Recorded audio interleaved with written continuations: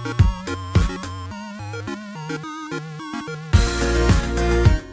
guys, it's Socks and welcome back to my channel for a brand new video. Today we are doing another speed build. Base game house. I believe it's 2 bedrooms, 2 bath. Super cute, super simple. It's like a modestly sized cheaper home, kind of. I believe I called it like Blossom Marsh, or maybe vice versa, something like that. It's right on the riverbed of Willow Creek.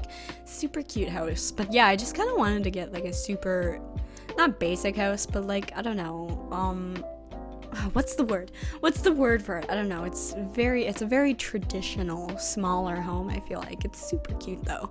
But yeah, it's got, you know, the brick paneling, the white, or not the brick paneling, the brick, you know, accents, the white paneling, the brick accent. You guys know what I mean. Either way, this house is super cute, super simple, and yeah, you can find it on my gallery. My gallery ID is I am Socks with 2 S's at the end. And yeah, today I wanted to talk about my experience I had a couple months ago trying to work for a cannabis dispensary. So basically this all stems from like earlier this year. I applied to a dispensary because I saw they were hiring on Indeed, so I went actually like in person to bring in my resume, and unfortunately I literally had just missed the deadline. Like they had just closed the submissions for resumes the day before. I was like, oh yeah, no problem. I still left the resume with them just in case, like, so the next time they wanted to hire people I could be like right at the top, because they did say that, you know, after a couple months a couple of them, like, you know, don't I survive, I guess. I don't know, it's kind of a red flag to say they don't survive, but it's like people who it just kind of filter it after a while, because they do have like larger hiring spurts. So I said, okay, yeah. So a couple months go by, I kind of don't think about it, and then I see on Indeed again that they're hiring. So literally the day I saw that, I ran to the store as fast as I could with another copy of my resume, and I'm like, yo, here's my resume. I applied last time, and also my father knows someone at the store. He used to work with him, whatever.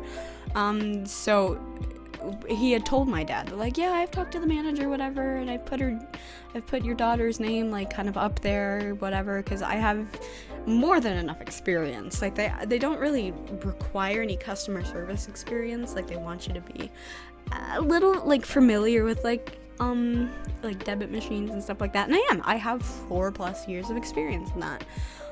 So yeah, I went in and I talked to them, and they're like, yeah, so actually what you can do, you can look at getting certified. I believe they had me, yeah, I was certified through CanSell, which is like, you know, the basic certification here to sell in a dispensary. You have to be 19, I believe, to take it, which is the legal age to, you know, purchase recreational marijuana here in Canada. So I was like, okay, yeah, I'll take a look at that, because they want you to get certified before you start the job. So literally I went home that night and I did it. I bought it. I spent $70 on the certification, and the next day I went back into the store. I brought the certification like printout paper. I was like, here, I got certified, to, you know, kind of, I didn't say like to boost my resume up, but really I just wanted to make it look like, you know, hey, I'm really, really, really excited to go into this job, and I really want it. Here's my dedication. I got certified the day after. So yeah, I brought in the certification paper, and they're like, oh my god, yeah, that's awesome. So really all left you have to do is get a background check, whatever. It's like, okay, yeah, cool. And then they said, okay, yeah, so we'll call you this week. Yeah, I never got a call back. I did not. So 2 weeks later, I went back into the store just to kind of like buy stuff for my own, because, you know, there's only a couple of stores in town. And really this all stems from, like, I kind of needed a job for a while, and I feel like a dispensary would be the best place for me to work in terms of customer service, because I feel like the clientele, like, obviously there's gonna be awful clientele wherever you go, but I feel like it's more of a calm clientele. I don't know, like, you're going in to buy a pot. I feel like you're less likely to cause a scene and be a reckless asshole customer. I feel like if you're going into a pot shop, obviously everywhere it's gonna have like people being weird and disruptive, but I just thought it would be great for me, and it's a super awesome location too, and you get a bunch of benefits from working at a place like that, and I was super excited. But yeah, I never got a call back.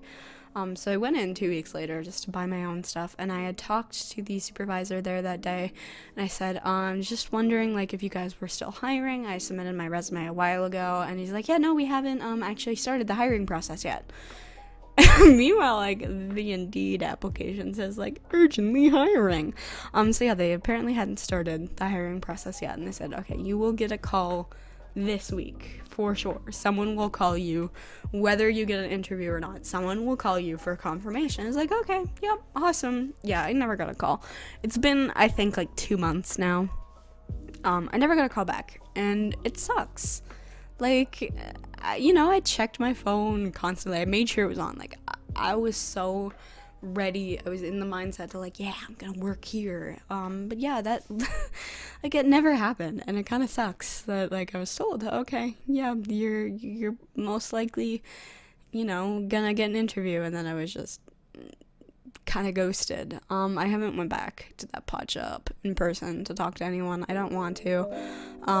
Thankfully there is another pot store in town that we've taken our business to, because I really don't want to give my business to someone who says, oh yeah, we'll call you, and then never calls me. Like, I don't know, it's just giving me some weird vibes, especially that, like, they have urgently hiring and whatever and all that stuff. I don't know, it just seems weird.